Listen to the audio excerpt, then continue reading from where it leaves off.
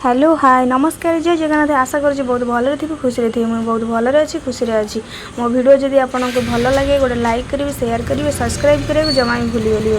चिंगुड़ी की मु लुण हलदी भलसे गोले देती फ्राए कर फ्राए हो आसला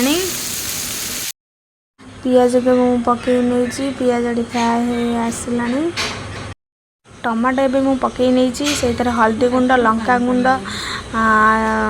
लुण पकई नहीं भल से फ्राए कर फ्राए हो आसला एथर आम एथर मसला देदेबा मसला भल से मुझे फ्राए कर चिंगुड़ी आलू से पकई देती फ्राए करना भल से फ्राए हो आसला पानी की ऐड करदे चलतु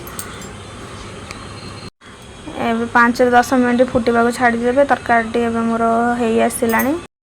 आज रेसिपी केमिति लगिला कमेंट बॉक्स रे जनइबे नेक्स्ट वीडियो रे देखा हबे। रहूची जय जगन्नाथ।